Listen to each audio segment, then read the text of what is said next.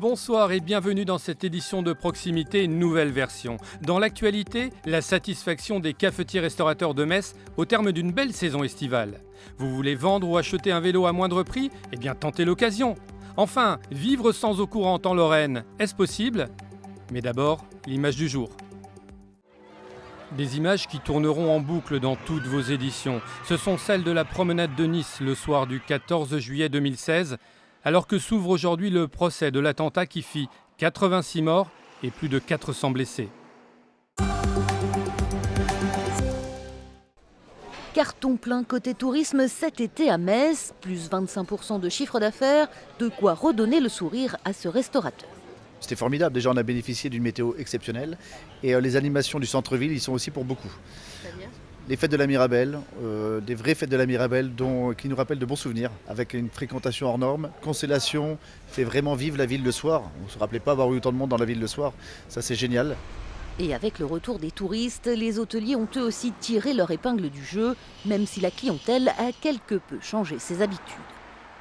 On sent une modification de la consommation, notamment en hôtellerie, puisque tout ce qui est 4 étoiles a fait un peu moins de fréquentation, mais a fait des très bons chiffres d'affaires, donc des prix moyens supérieurs.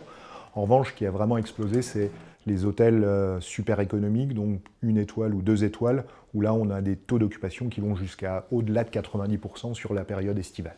Le panier moyen a été cette année plus important qu'en 2019. Les touristes ont globalement mieux dépensé en multipliant les activités dans toute la région. C'est vrai que la région Grand Est a sorti son épingle du jeu aussi par rapport à la proximité de l'Allemagne, du Benelux d'une manière plus générale, plus globale, avec également beaucoup de Parisiens qui ont voulu voir le côté nature qu'on peut proposer sur la région Grand Est, mais également sur l'Eurométropole de Metz. Un bilan donc positif et une grande bouffée d'oxygène pour les hôteliers-restaurateurs après 2 années compliquées.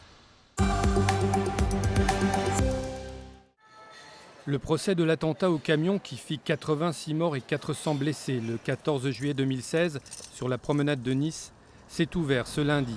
Parmi les victimes, des Lorrains et notamment une famille d'Erserange dans le Pays Haut. Erserange où l'émotion est toujours palpable 6 ans après, votre 19-20 régional y reviendra tout de suite après cette édition. La bourse au vélo à Metz, c'est 2 fois par an, dont une édition à la rentrée.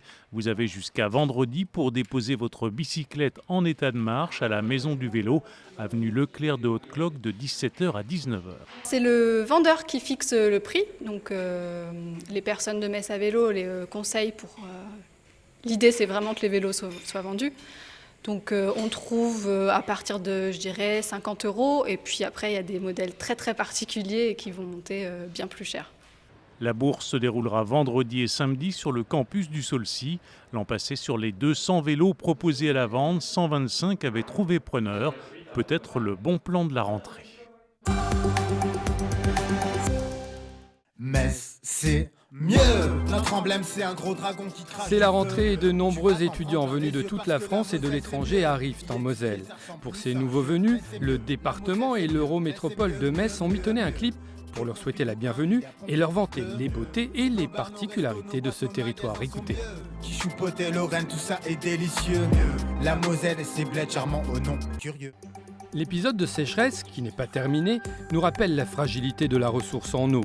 Une évidence pour ces habitants de Pont-à-Mousson qui y sont habitués depuis bien longtemps. C'est un peu comme au camping, vous voyez. Donc je prends un tout petit peu d'eau que j'ai chauffée dans ma théière. Économiser l'eau est ici une seconde nature. Celle-ci, je la garde en plus pour aller arroser les plantes, des fois, vous voyez. Muriel n'a pas attendu les épisodes de sécheresse et de restriction pour faire attention à sa consommation et pour cause. Voilà 30 ans qu'elle vit sans eau courante dans ce hameau sur les hauteurs de Pont-à-Mousson où une dizaine d'habitations n'a jamais été raccordée au réseau d'eau. Comment on fonctionne ici qu'avec des puits qui viennent de source.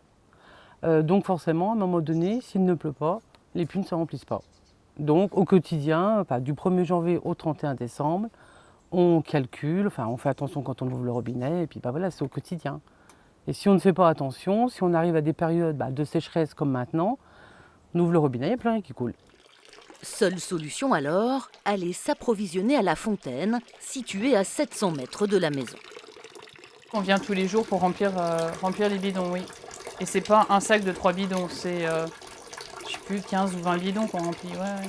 Mais ça, c'est de l'eau non potable. C'est de l'eau qui n'est pas traitée, la qualité n'est pas surveillée. Donc ça, on s'en sert pour tirer des chasses d'eau. Et à raison d'un aller-retour quotidien, pas question de gaspiller. Alors ici, même l'utilisation des toilettes est limitée et réglementée.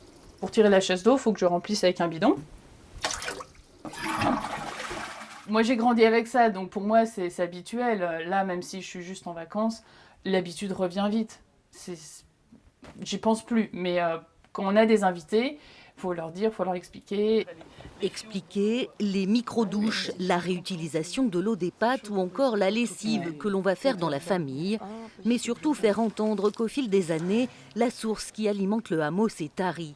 Depuis 5 ans, les périodes de pénurie s'allongent, passant de quelques semaines à plusieurs mois.